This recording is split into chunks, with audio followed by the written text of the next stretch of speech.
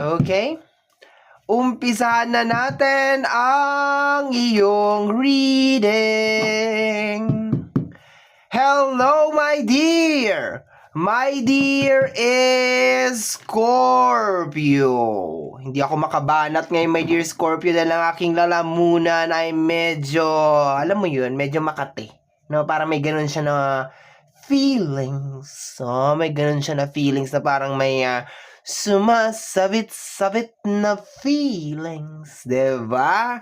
Okay, pero kaya naman, diba? Yun nga lang, medyo makati talaga siya. Okay. Hello, my dear! This is going to be your from February 16 hanggang sa katapusan general reading. Okay, my dear. Excuse me? Diba sabi ko sa iyo eh. Okay, my dear Scorpio. Last shuffle na ito. Tapos cut na natin into 3. Kunin natin, my dear, ang iyong 6 cards. And then, lagyan natin siya ng toppings na oracle card. Okay, my dear, tingnan natin ang unang eksena ng iyong second half of February. My dear, oh, the 6 of Pentacles. Ano ba naman yung lalamunan ko, Day? Okay? So, the energy of 6 of Pentacles is more on giving, sharing. Pero parang nararamdaman ko dito, my dear Scorpio, parang ikaw yung nangangailangan ng help, hindi ikaw yung mag-give. Okay? Parang nangangailangan ka ng help dito sa card na to. Kasi pwede ko naman maramdaman sa card na to, my dear, na masyado kang sharing, masyado kang mag-share, masyado kang mag-give, masyado kang mag-love. Pero parang nakukuha ko dito, my dear, kabaliktaran. Ikaw yung may kailangan ng love, ikaw yung may kailangan ng care, ikaw yung may kailangan ng help. Okay? Tingnan natin bakit ganun yung nakukuha kong energy. Okay. Next card mo, my dear, is Scorpio. My dear Scorpio is, what is this? What is this? What is this? We have here the energy of Wise One. Okay? So, ito kasi Hierophant yan eh. Okay? Hierophant, parang may kinalaman sa energy ng spiritual. Pero ang parang pakiramdam po dito, parang may kailangan kang kausapin, parang meron kang kailangan na you need some consultation, ganun, parang kailangan mo ng makakausap, mapaglalabasan ng mapaglalabasan ng mga hinanaing sa buhay, kung ano nung iniisip nitong taong to, no? So parang kinakailangan mo, my dear, ng somebody to cry on, somebody to lean on, 'di ba? Yung mailalabas mo, my dear, yung iyong mga hinanaing sa buhay, parang good friends, parang ganon. Yun ang nakukuha ko dyan na energy. Or you need to have a professional advice, okay, regarding sa kung ano yung pinagdadaanan mo ngayon. May kinalaman mo yan sa usapin ng emosyonal, may kinalaman mo yan sa usapin ng pinansyal, parang kinakailangan mo ng makakausap, kinakailangan mo ng outlet. Okay, my dear? Okay, let's go. Tingnan natin, my dear. Ang iyong pangatlong card ay, we have here the 3 of Pentacles. Kailangan mo ng help talaga, my dear, lalo na sa usapin ng pinansyal. Sa energy ng the Wise One, possibly, my dear, na parang kailangan mo i-express yung sarili mo sa mga tao sa paligid mo na parang hindi ko na kayang gawin to, hindi ko na kayang ipagpatuloy to ng ganito kasi napapagod na rin ako.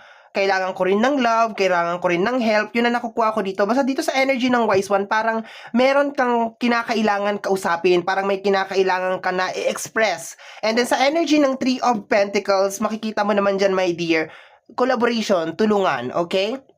So, parang kailangan mo talaga ng ganito na eksena, my dear, second half of February. Okay? Tingnan natin, my dear Scorpio. What is happening with you? Ano nangyayari, my dear? Bakit ganito ang iyong baraha? What is happening, my dear? Okay? Ano to?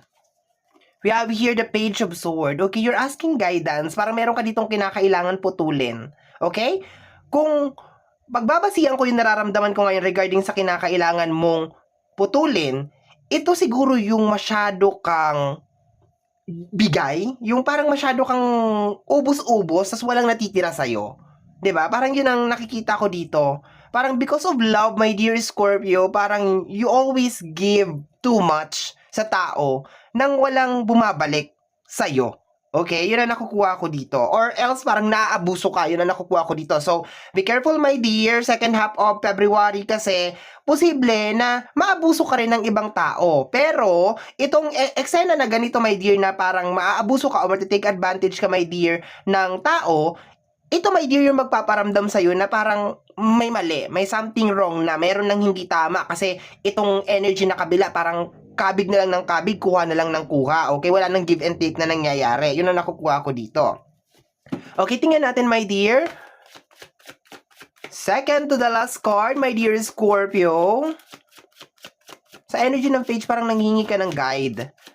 Ang nakukuha ko pa na energy is parang dapat ko na bang kausapin? Dapat ko na bang i-express? Dapat ko na bang sabihin? Parang meron ka kasing gustong sabihin, my dear, regarding sa emotion mo, sa nararamdaman mo. Yun ang nakukuha ko. Parang ang bigat-bigat nga na talaga, my dear, na kailangan mo na talagang sabihin kung ano yung nararamdaman mo kasi pag hindi mo sinabi yan, ang nakukuha ko dito, baka at the end of the day, makapinsala sa'yo yan. Yung kinikimkim mo, yung pinagdadaanan mo sa loob. Kasi, parang natitake advantage ka, yun na nakukuha ko dito. Okay, tingnan natin, my dear. Okay, we have here the justice. Sabi ko na, my dear, meron hindi balance sa life mo, my dear. Ibig sabihin, merong walang give and take na nangyayari, okay? So, kailangan mong kausapin tong mga tao na to or parang second half of February, nag-iisip ka kung kakausapin ko na ba, i-express ko na ba yung sarili ko, parang ganon. Kasi kailangan mo itong mailabas, my dear, eh. Kailangan mo itong masabi sa lalong madaling panahon. Kasi kung hindi mo ito masasabi, my dear, baka kung anong mangyari sa'yo. Di ba? Hindi kita tinatakot. Kasi stress to, my dear, eh. Stress to. Di ba? Hindi ka nagsasalita siguro, my dear, kasi ayaw mong makasakit ng damdamin ng ibang tao. Pero, let me just remind you, my dear Scorpio, na ikaw, you are very concerned na hindi ka makasakit ng damdamin ng ibang tao. Pero sila, hindi sila nag-iisip na baka nahihirapan ka na, yung typical my dear Scorpio na kumustahin ka man lang. Kumusta ka my dear Scorpio? Anong nangyayari sa'yo? Ganyan. Hindi yung typical na parang nararamdaman mo lang my dear Scorpio na nagkakaroon ka lang ng value or nagkakaroon ka lang ng existence sa mundo nang dahil meron ka na i-contribute, meron silang nakikita galing sa'yo. So therefore, ang second half of February over here is parang nararamdaman mo sa loob mo, my dear Scorpio, na meron ng kinakailangan magtapos, meron ng kinakailangan mag-end. At magtatapos lang yun, my dear Scorpio, pag binuksan mo yung bibig mo. Pag sinabi mo na, oy, hindi na pwede yung ganito. Mali na yan. Tama na. Okay? Tingnan natin, my dear, last card mo, tapos lagyan natin ng toppings na oracle card. Okay, my dear. Okay, what is this? What is this? Okay, the 10 of Cups. My dear, maayos lang ang lahat kung magtutulungan. Okay, 10 of Cups is energy of emotional fulfillment na may kinalaman sa energy ng pamilya. Okay, magtutulungan. Okay? Hindi pwede, my dear Scorpio, na ikaw lang yung nangangarap para sa pamilya. Na gusto ko to, gusto ko yan, gusto ka, ganun. Tapos, yung ibang tao sa paligid mo, wala lang. Hinahayaan lang na ikaw lang yung gumagawa lahat ng trabaho. Hindi pwede yung ganun, my dear. Kasi, maski gaano kalakas yung kagustuhan mo, my dear Scorpio, na maayos yung isang bagay, kung walang cooperation, walang pagtutulungan, and then pinapabayaan ka lang, ni hindi ka man lang hindi man lang masabi, kumusta ka, my dear Scorpio? Hindi man lang alamin kung ano yung kalagayan mo, kung okay ka lang ba, or something. 'Di ba?